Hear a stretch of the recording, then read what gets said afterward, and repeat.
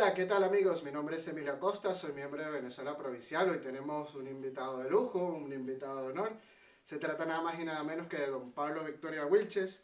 Él es un historiador colombiano, ha estudiado economía en los Estados Unidos, filosofía aquí en España, fue senador y parlamentario en Colombia, también fue precandidato presidencial de la República de Colombia y es autor de varios libros, entre ellos está El día que España derrotó a Inglaterra, El terror bolivariano, La otra cara de Bolívar, El tercer conquistador, entre otros. Así que bueno, sin más, bienvenido a Venezuela Provincial, don Pablo. Gracias, muy amable, encantado de estar aquí. El honor es nuestro y bueno, hoy vamos a estar hablando de un personaje casi que le debemos a don Pablo el gran conocimiento a nivel mundial de Don Blas de Leso, ¿no? Vamos a estar hablando de este libro, El día que España derrotó a Inglaterra. Y bueno, don Pablo, antes que usted publicara este libro, hay que decir que Don Blas de Leso era un personaje totalmente desconocido, ¿no? Para el mundo.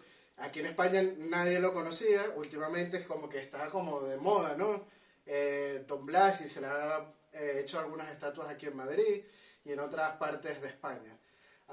¿Qué le dio por conocer, cómo encontró este personaje y qué le dio por investigar su vida?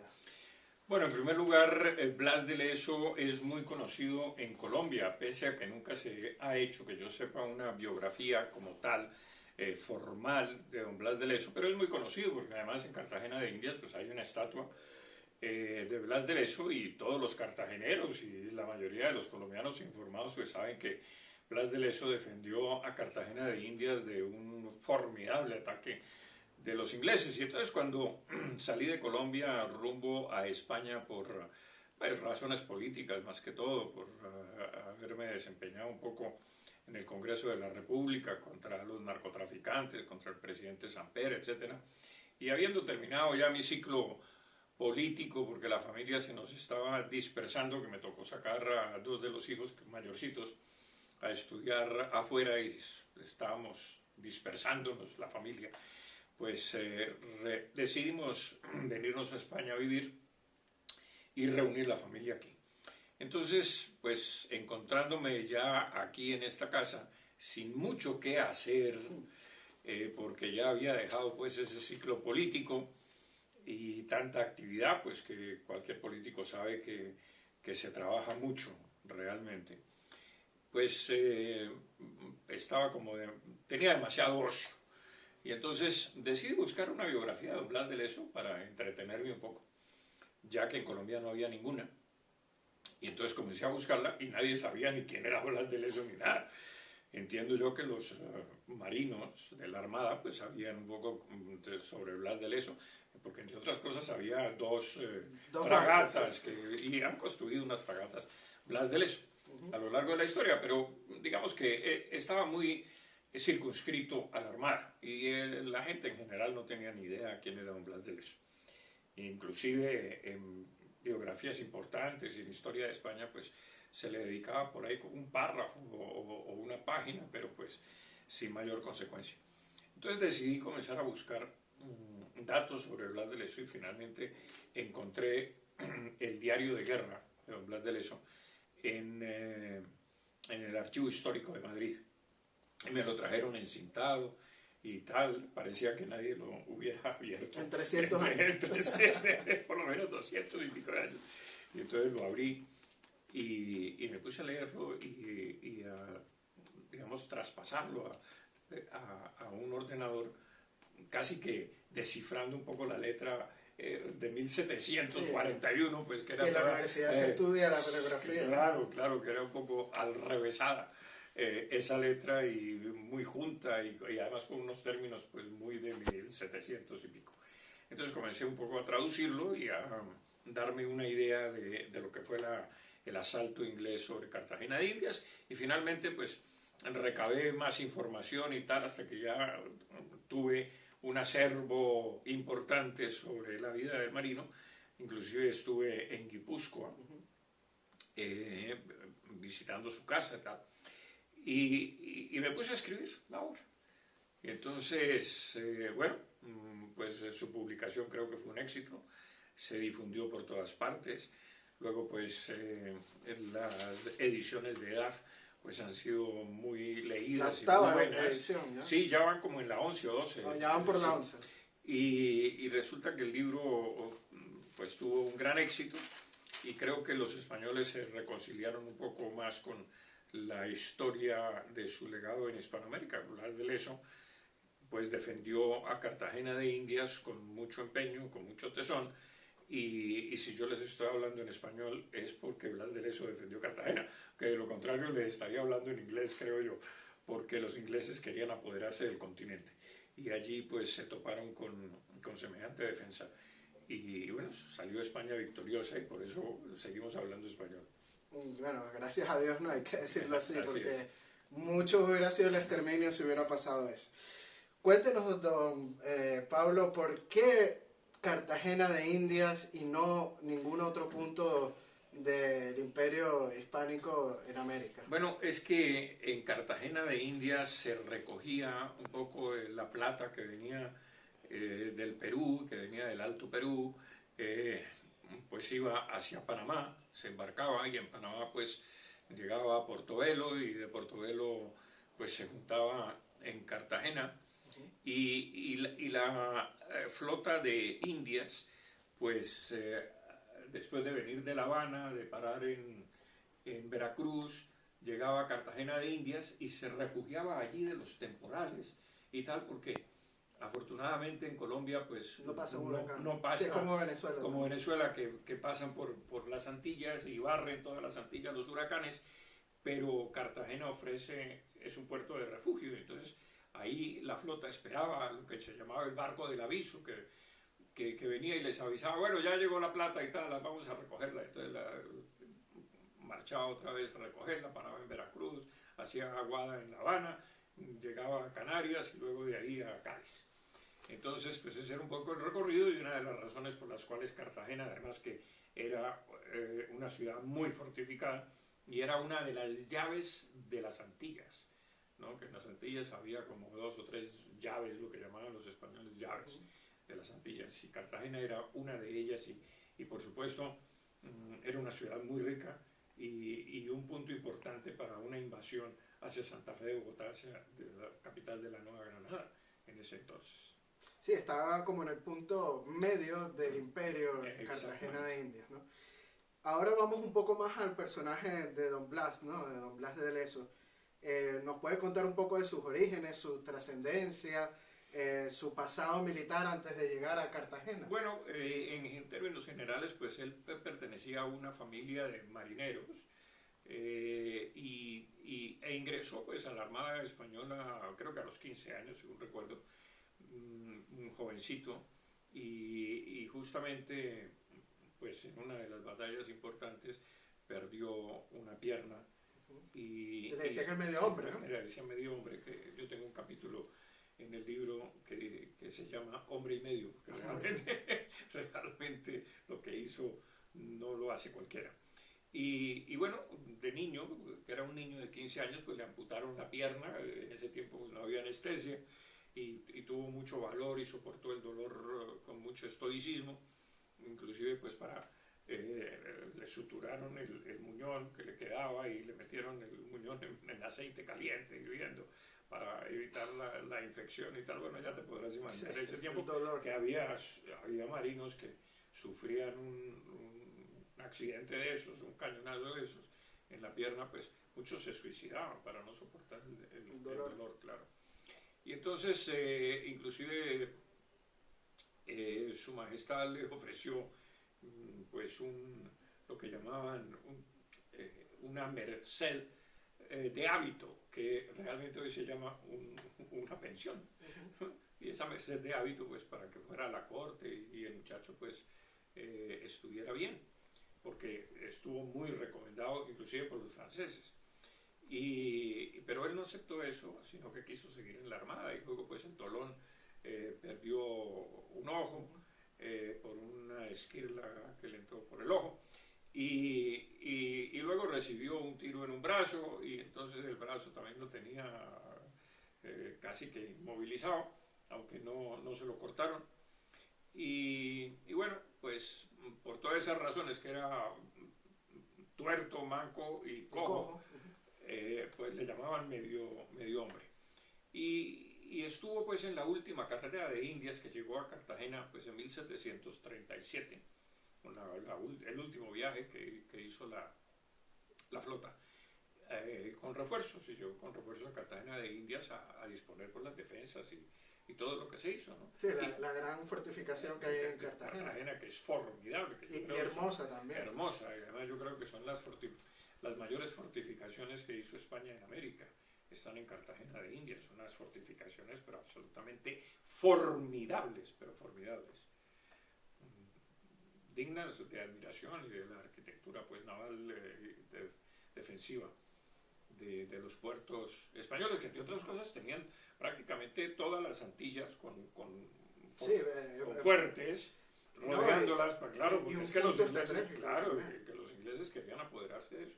Se apoderaron de algunas islas finalmente, pero bueno, estaban muy fortificados los puertos.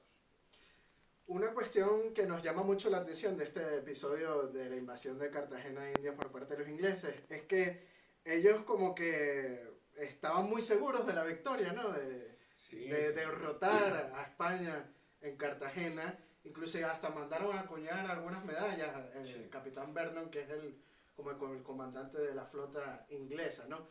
¿Por qué los ingleses estaban tan seguros Bueno, estaban tan seguros porque la flota inglesa se componía de 180 navíos, tanto de transporte como de navíos de línea de combate, y atacaron con 24.000 hombres, y los españoles solo tenían 2.700 hombres.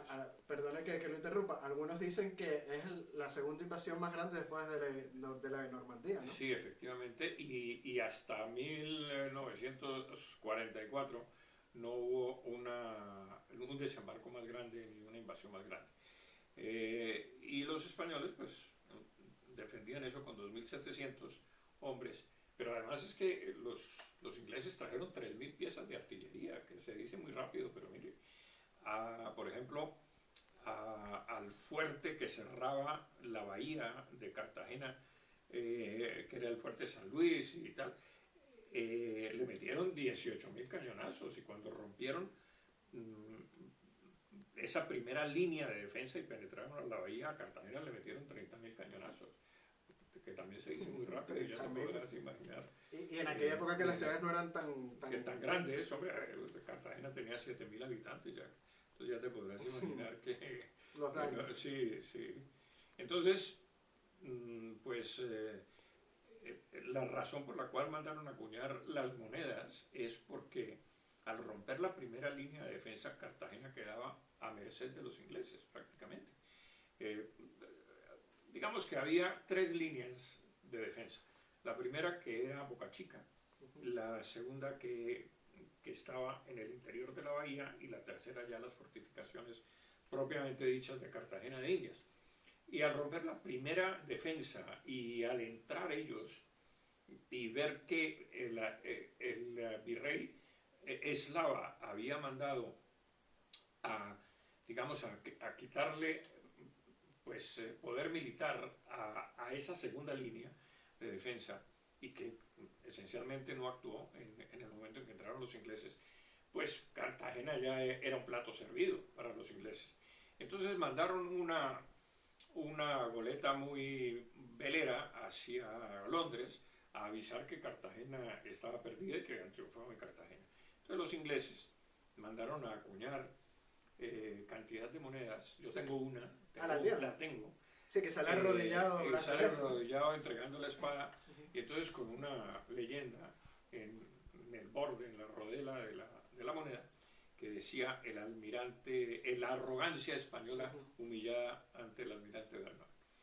Y bueno, el hecho es que cuando finalmente los ingleses están perdidos y Blas de Lezo ataca con los últimos 300 hombres, que eran artilleros esencialmente, y ataca con esos, se desmoraliza el ejército inglés, y cuando son derrotados finalmente, pues el almirante Vernon queda sumamente mal ante la corte y ante Pues porque él inclusive había dicho que con 6 barcos él sometía a Cartagena y trajo 180. Y lo más curioso es que ocultaron. Y ocultaron, claro, ocultaron el reto, recogieron todas las monedas, inclusive Vernon se quedó en Jamaica como un año hasta que el sobrino suyo pues hizo todos los comunicaciones necesarias para que casi que lo perdonaran en Inglaterra, que no le hicieran un juicio de residencia, por así decirlo.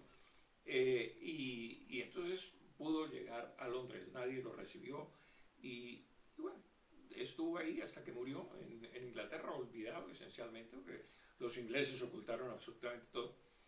Pero luego, después de que murió, su sobrino también actúa para que lo entierren donde están enterrados los héroes ingleses en Westminster. Y bueno, lo enterraron ahí, pusieron una placa que es absolutamente mentirosa, que dice, bueno, el almirante Vernon, aquí yace el almirante Vernon, que llevó la victoria hasta donde pudo, hasta donde pudo llevarla. Entonces, claro, entonces la victoria.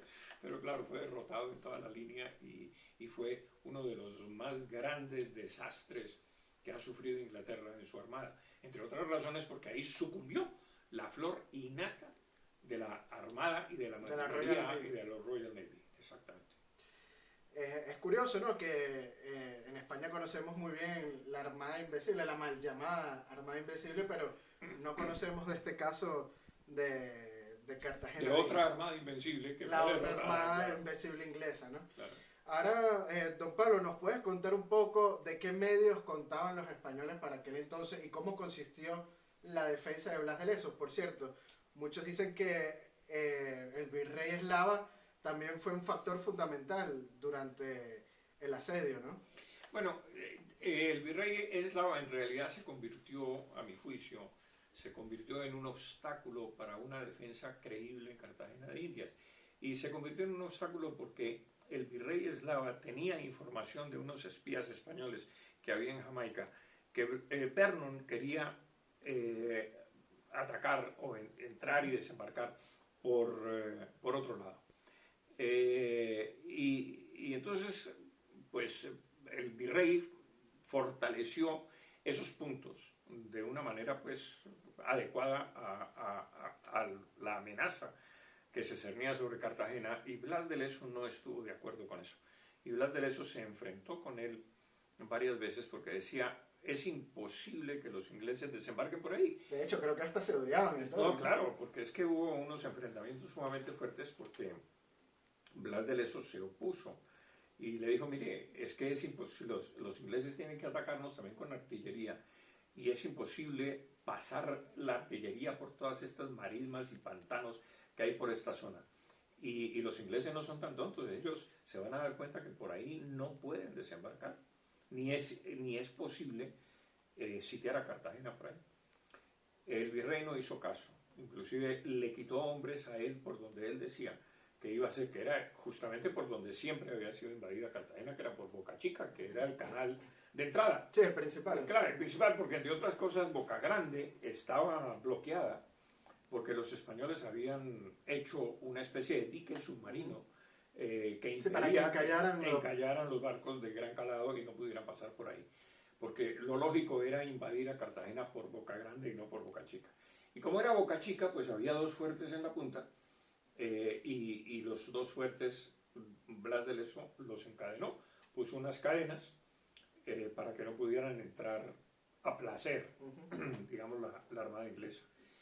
Y pues Blas de Lezo creía que... Entonces, ¿qué ha sucedido? Que cuando Vernon comienza a recorrer el litoral, él ya personalmente, y mirar por dónde él quería desembarcar, se dio cuenta que por ahí no era, que no podía desembarcar por ahí. Y entonces comienza a atacar Boca Chica, que era por donde Blas de Lezo decía que iba a ser el ataque. Pero aún así, el virrey le quitó hombres y elementos de guerra para mandarlos al otro lado, porque decía que eso era una maniobra de distracción de los ingleses y que de todas maneras iban a desembarcar por donde él decía. Resulta que no, que nunca desembarcaron por allá. Y entonces esa debilidad hizo que rompieran la primera línea de defensa. Entonces fue culpa del Culpa del virrey. virrey. Claro, porque le quitó potencia de fuego y hombres para defender la primera línea de defensa. Y entonces, claro, los ingleses finalmente rompieron por ahí.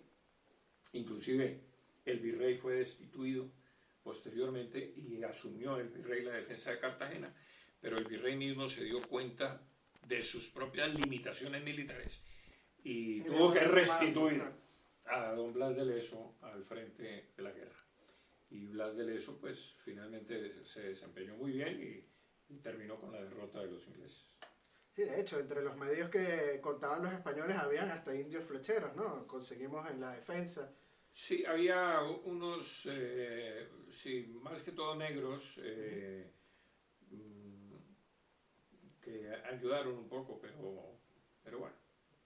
Sí, o sea, Más que todo fue era... toda la población que... Bueno, la ayudó a población, defensa. no, a ver, la población salió porque, claro, con los caudales de la gente importante, de los patricios, de los nobles, en fin, de la gente de la sociedad y tal, pues sacaron sus caudales porque como se veía a resguardo y los subieron por vía el río Magdalena hacia Monpós. Monpós es una ciudad que está en medio de una isla en el río Magdalena, que es un río muy grande, y es una ciudad lindísima. Entonces llevaron las mujeres y llevaron pues niños y tal, y inclusive muchas monjas y curas y tal, y sobre todo caudales de la gente importante, a refugiarla en Monpós para evitar el saqueo de los ingleses. Así que se quedó lo mínimo en Cartagena, defendiendo Cartagena, sobre todo pues el ejército español. Las Y las milicias también. y las milicias y claro. la armada. Y Cartagena pues finalmente pues hombre, Blas de Leso tuvo que volar el puente que unía a Cartagena, digamos, con el litoral y tal, para protegerla más, y hasta que se vio finalmente acorralado en San Felipe de Barajas, que es el principal bastión español que había, ¿no? Y San Felipe pues estaba muy fortificado, pero además tenía varios niveles de fortificación al mismo tiempo, y sobre todo túneles para sorprender a los ingleses en el momento en que entraron a saco, digamos, al fuerte. Bueno, y ahí era el último bastión con el que se defendió Blas de Leso, y de ahí sacó los 300 artilleros que cargaron a bayoneta calada, porque ya los combates eran cuerpo a cuerpo. Cuerpo a cuerpo, claro. Bueno, ¿qué hubiera pasado si los ingleses llegan a tener pues la victoria en Cartagena? Se sabe que después de que fueron derrotados en Cartagena intentaron también conquistar en Venezuela La Guaira y Puerto Cabello, ¿no? Sí. O sea, era un plan que ellos tenían. Un plan de tomarse el imperio suramericano, claro, de los españoles. Inclusive un almirante inglés le dio la vuelta al Cabo de Hornos, por debajo, y para atacar al Perú y situarse ahí y tomarse y encontrarse con las líneas inglesas que venían de Cartagena, digamos, conquistar toda la parte sur del continente. Ese era el plan inglés. ¿Y si hubieran ganado, qué hubiera pasado? Estamos hablando en inglés. Estuviéramos hablando en inglés. Bueno, a lo mejor no existiría. Bueno, sí, de pronto, sí. ¿Hubiera caído el Imperio Español, usted cree? Pues hombre, yo creo que es difícil saberlo, pero porque el continente es muy grande y había muchos recursos, sobre todo humanos, y de pronto guerrillas, etcétera, que se hubieran enfrentado a los ingleses y la habrían tenido muy cruda. Yo creo que porque en ese tiempo los americanos eran muy adictos a la casa Borbón, a la corona española, y había mucho patriotismo, etcétera. Y claro, los enemigos que habían sido siempre enemigos de España, los ingleses que habían sido enemigos de España siempre, pues los americanos sabían que ese enemigo pues era, bueno, habían acabado con los indios del norte, pues acabarían con los indios y con los mestizos también de Sudamérica. Pues claro, por supuesto, entonces pues yo creo que se defenderían y la habrían tenido muy cruda. Ahora que señala lo importante que fue la Casa Borbón para América, porque el momento de mayor esplendor en América se da con los Borbones, y hay mucha gente que cae en una especie de leyenda negra contra los Borbones, de que hicieron o metieron la pata, por no decir alguna otra palabrota, y que por eso es que se dan las independencias. Algo totalmente falso, porque si nos ponemos a ver los datos de Humboldt y de otros estudiosos que han estudiado en las cajas reales, pues el momento económicamente más rico de los 300 años de la monarquía. Eso es cierto, pero digamos que América sucumbió a la propaganda de los ingleses, de los holandeses, algo de los italianos y algo, bueno, yo creo que en términos generales esos son los más que envenenaron la mente, sobre todo los franceses también, por el tema de la Revolución Francesa y acabar con las monarquías y establecer la primera constitución esa en que el pueblo es el soberano. Y eso por una parte. Por otra parte, los jesuitas, que fueron expulsados de todas las posesiones españolas por Carlos III. Y esos también se dedicaron a envenenar la mente de los americanos con propaganda. Pero también había cierto malestar, porque cuando, digamos que la política de los Austrias en América era que los propios americanos y los propios, americanos, españoles nacidos en América, etcétera, pues administraran las posesiones españolas. Es decir, fueran alcaldes, si fueran concejales, si fuera sí, esto pero y tal, más como a nivel regional, ¿no? Sí. Y entonces, cuando llegaron los Borbones, digamos que la política imperial cambió en el sentido de que los Borbones le dieron mayor participación a los nativos de la península que lo que le habían dado los Austrias. Okay. Entonces, pero más o menos, según mis cálculos, era 50-50. 50%, 50%. En las costas era 18% contra 80 y pico por ciento, o algo así, 20% contra 80%, por el tema de que los españoles siempre enviaron ejércitos a defender las costas. Pero aquí es donde viene uno de los problemas, y uno de los problemas es que las clases altas criollas querían una mayor participación que ese 50-50, digamos. Y entonces comenzaron también a intrigar, y cuando viene la invasión napoleónica de España, casi que caricaturescamente, digo yo, se frotaron las manos y dijeron, bueno, ya que están enredados en una guerra, ya caigamos por el 100% del poder. Porque en América la revolución la hicieron las clases altas. Lo que en Venezuela llaman mantuanos. Los mantuanos, sí. Y entonces los criollos ricos y tal fueron los que iniciaron todo el problema porque querían el poder. No querían perder los privilegios también. Sí, pero bueno, venían los privilegios republicanos del poder, que eso daba mucho más que un título nobiliario. Claro, ¿no? claro. Eso daba, y además más poder, más prestigio y más de todo. Entonces, por ahí empezó el problema. La invasión napoleónica a la península causó prácticamente, fue digamos, el aliciente mayor para la catástrofe que vino.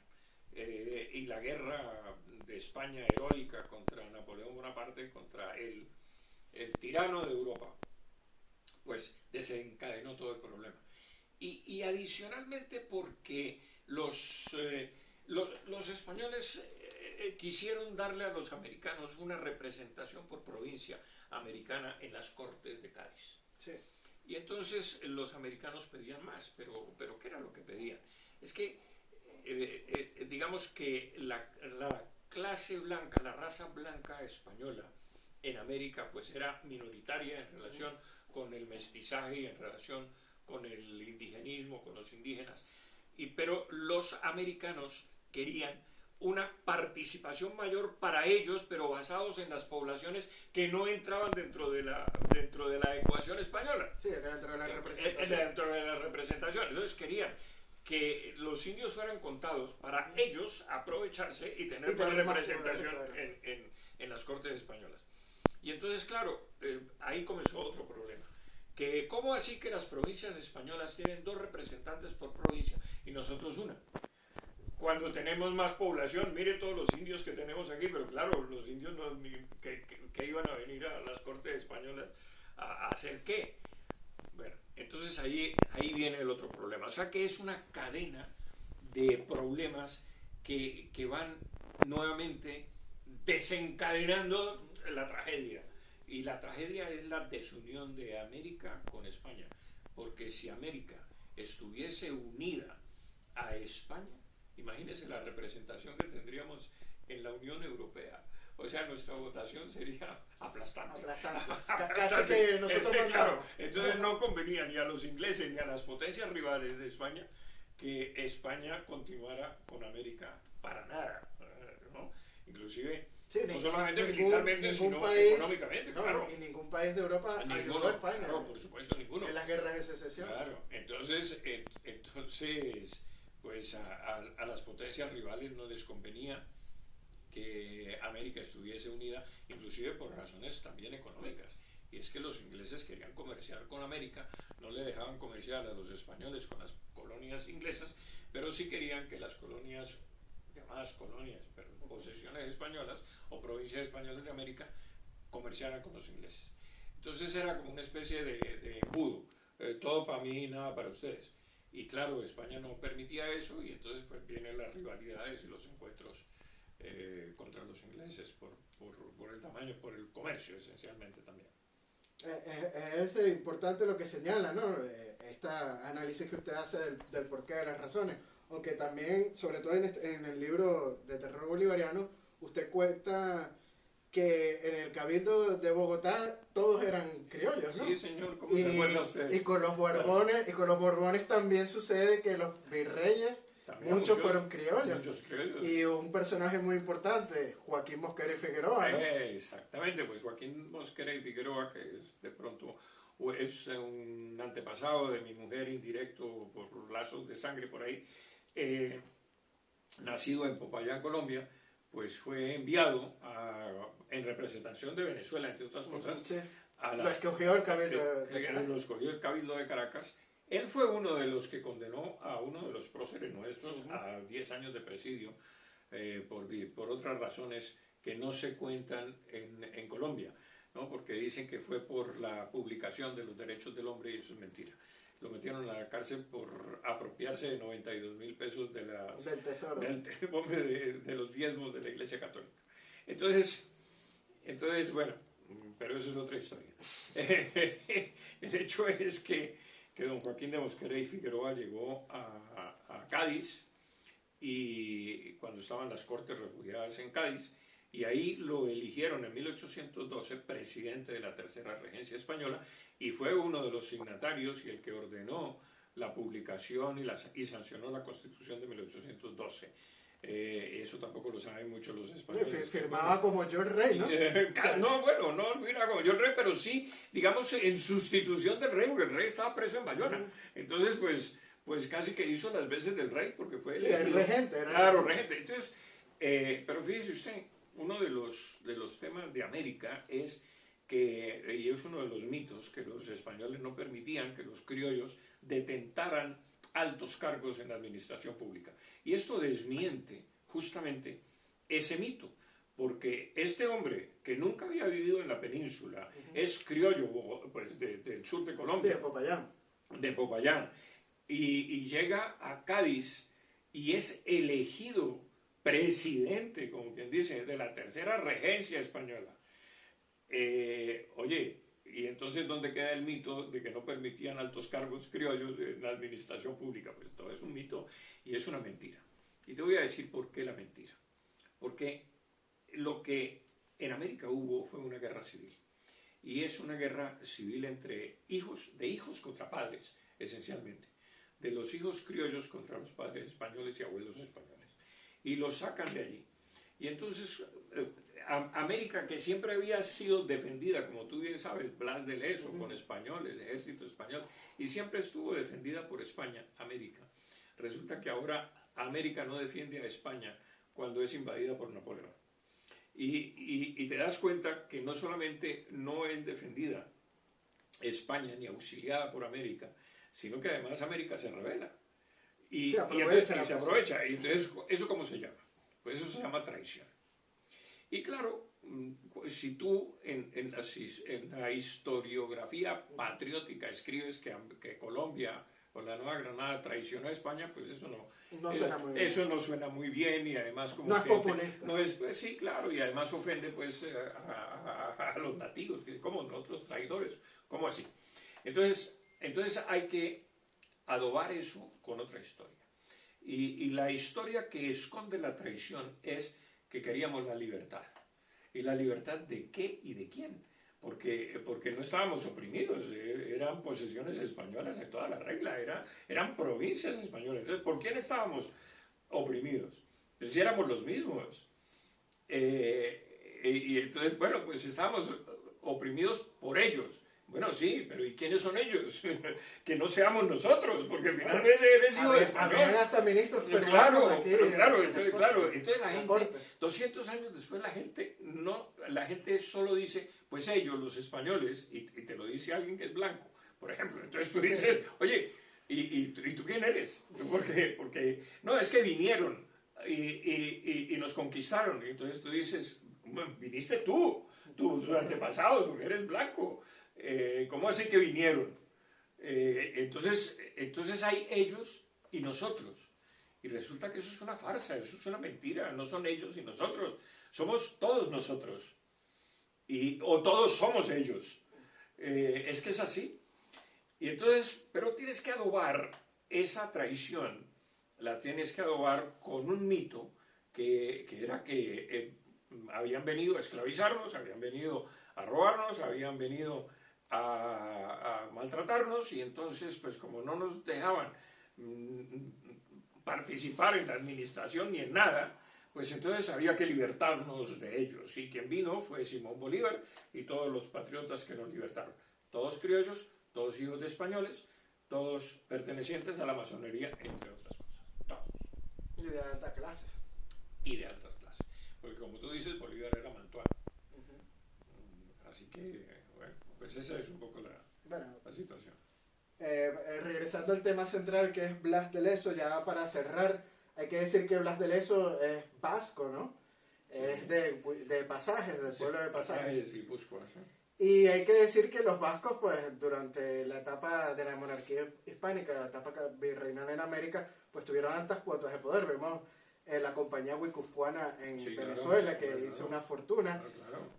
Muchos conquistadores vascos, como Aguirre, ¿no? El famoso Aguirre. Entonces, participaron mucho activamente en la política virreinal en América, ¿no? Así es.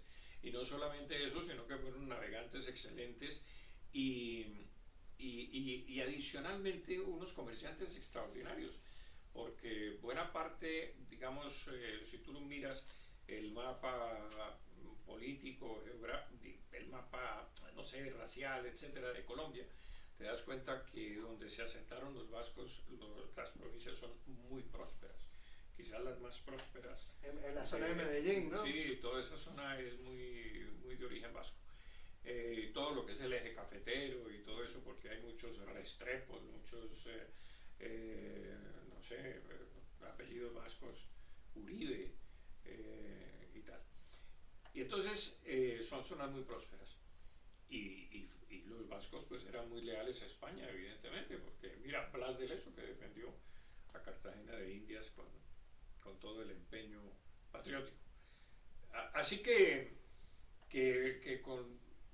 todo este problema ha resultado, es de nuevo cuño, digamos, todo este separatismo y todas estas cosas ridículas y parroquialismo, porque no es que sean nacionalistas, nacionalista es la nación, ¿no? Son parroquiales. Iván Vélez dice que son los indigenismos de España y digamos que son aspiraciones parroquiales, porque no son nacionales.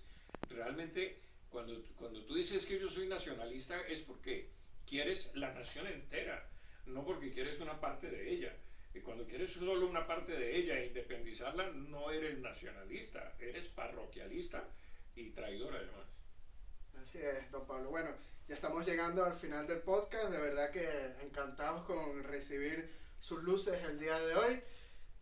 Yo lo vuelvo a citar, que gracias a usted, Blas de Leso es conocido a nivel hispano y hoy en día España ha rescatado un héroe como Blas que traspasa fronteras, porque es así. Así es. Lo sentimos al otro lado del charco en América y aquí en la península como nuestro, y hay que sentirnos orgullosos de él. Así que, bueno, don Pablo, las cámaras de Venezuela Provincial son todas de usted para despedirse de nuestro público. Bueno, pues un saludo a todos y muchísimas gracias por escucharme y por lo menos conocer un poquito sobre lo que motivó la independencia de América y sobre todo el deseo más importante que debería tener todo americano y todo español es que estas dos patrias, Allende y Aquende del Océano, se pudieran unir en un solo bloque continental algún día y seríamos una potencia absolutamente invencible. Bueno, a los seguidores de Venezuela Provincial les recomiendo este libro sobre Blas de Leso de don Pablo, el día que España derrotó a Inglaterra. Y el libro de Bolívar. Y el libro de Bolívar, pero ahorita vamos a hablar un poquito de Bolívar después de terminar que próximamente lo vamos a sacar. Así que lo pueden conseguir en Amazon para la gente que está al otro lado del charco. Aquí en España lo vemos en diversas librerías y recordarle también que si quieren ser mecenas de nuestro proyecto lo pueden hacer a través del Patreon de Venezuela Provincial. Así que bueno, hasta la próxima y muchas gracias. Gracias a ti, muy amable.